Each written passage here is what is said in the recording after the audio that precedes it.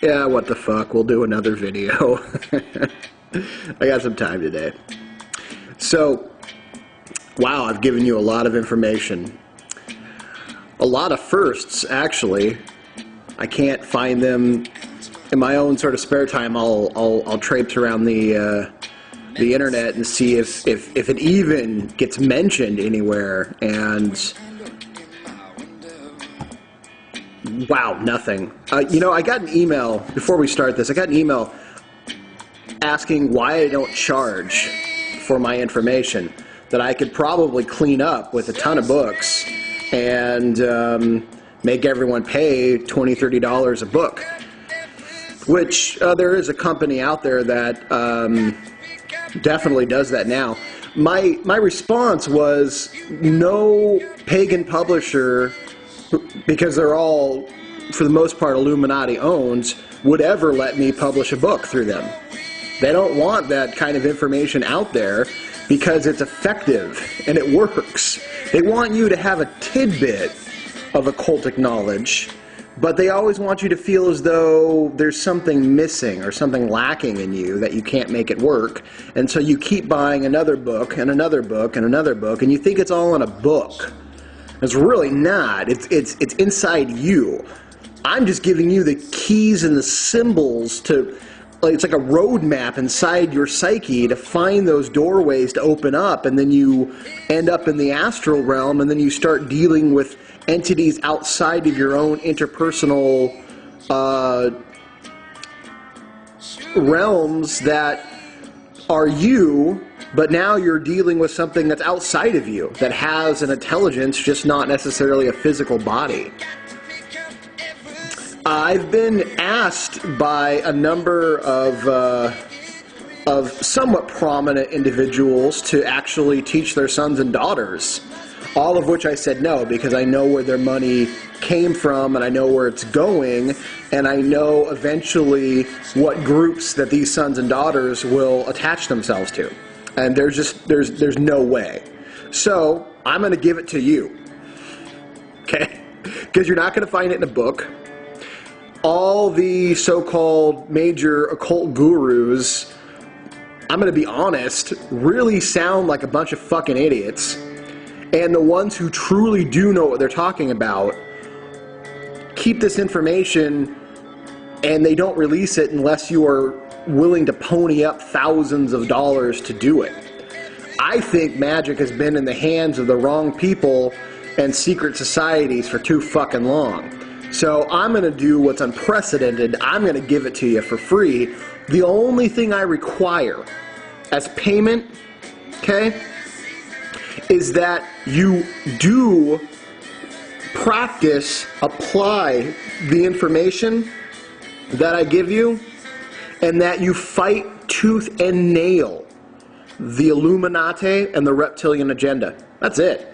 I mean, in that way, we could restore everything, and I could go back and get, you know, a regular 9-to-5 job in a true free market economy and live very comfortably. You know? I mean, that's really the whole point. We live in a fascist dictatorship disguised as a democracy, which is wrong because we're technically really a republic, and we're being told the evils of fascism and being told that it's capitalism or a free market. Total nonsense. So I'm going to give you this information. I gave you the how to connect with Mars. Do it.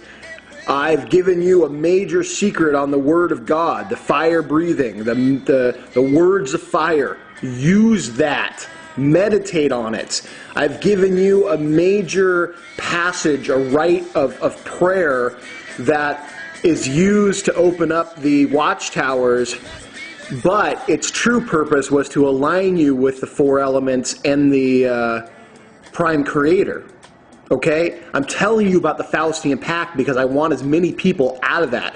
I want to see the Rockefellers, after they die, I don't want them to have enough souls to make payment on all the horrible, awful, hideous things that they have done. Let me tell you, hideous, hideous, hideous things that they have done. I want them to have to pay and I want them to have to collect on the Faustian Pact that they've served, because they get out of the Faustian Pact for the number of souls they can get to go into it. I don't want them to have any souls. I want them chained in service to the dark physical master that controls the earth, okay, or controls and chains physicality. They are making you a slave. I would prefer you wake up and then they have no choice, because there's no wiggling out of that. They had their wiggle room, and it's now leaving. I want the entire Illuminati paying for all their sins.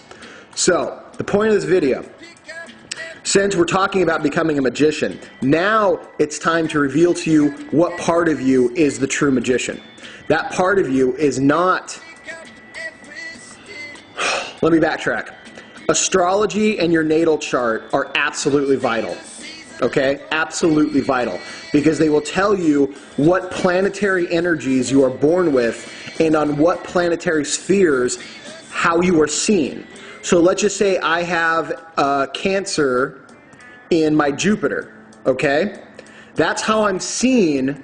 I'm a fourth level in that place as a Cancerian within the planetary realm of Jupiter. And that's really where a lot of my knowledge and my position in this physical world came from. There's other things about it too. But you will find out more about that as you delve into your astrological chart. The one thing I need you to begin to do is learn that you perform magic from your moon sign. Your moon sign is the side of you that controls and performs your magic or your ritualism. You become the magician of your moon sign. Okay? So for me, my sun sign is I'm a cusp. I'm a Taurus Gemini cusp. Okay? I'm disgustingly Taurus in everything. Physicality, personality for the most part, really marred in there with a lot of Gemini aspects. But my moon sign is Scorpio. So my magic, because magic comes from your sexual prowess, okay? It comes from your sexuality, your masculinity, your femininity, and how you express sexually. It's doubled for me, because that is what Scorpio represents, and it is also my moon sign. So it's time for you to begin learning everything you can about what your moon sign is. What colors are associated with it, what planet is associated with it, what gemstones are associated with it, what stories are associated with it, what legends, what gods, what deities, what spirits, everything in the realm of your astrological moon sign. Okay? So for me, astrologically, moon sign, Scorpio, planet, Pluto, dark, watery, Pluto, Hecate, Odin, all these things. My real magical magician mindset focuses from that of Scorpio. So, yes, certain magicians, I am one of them, also have regalia that I wear only when I am in the aspect of actually working inside the circle.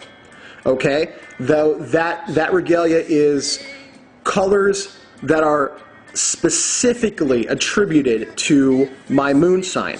They are the gemstones specifically related to my moon sign. My magical name, while Bearheart is a Germanic folk name, that is not my true magical name. That's something you never reveal to anyone outside of your working lodge, and even then under strict circumstances.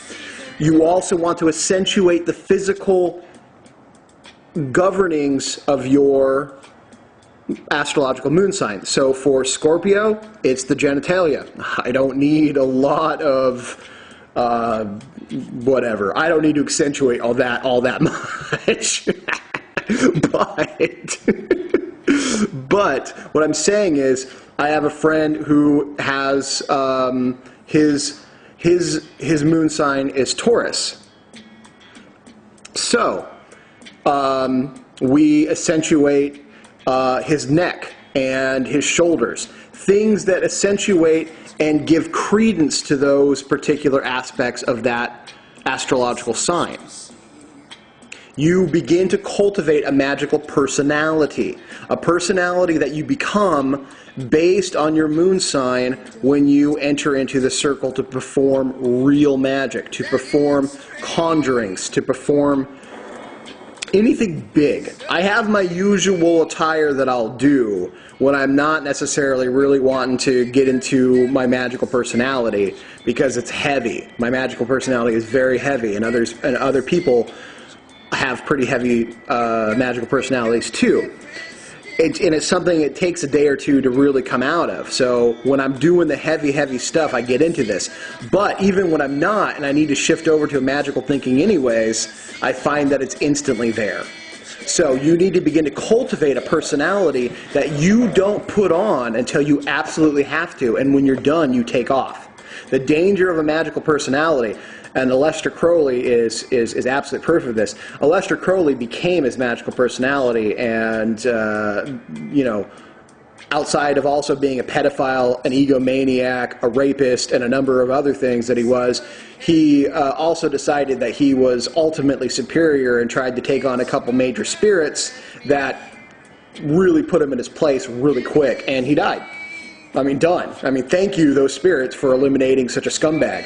But, like I said, your magical personality is very, very important. So I'm introducing this idea. If anyone out there needs help with this, let me know, and we'll find out your moon sign for me. We'll talk about the kind of things that you would like to accentuate with your magical personality. I really think it's something you should very much look into. It'll help you cultivate a real sense and presence. The more confidence that you have in being a magician, the more effective you will be.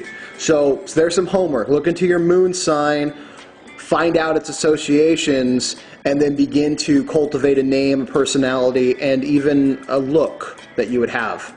If you need help, let me know.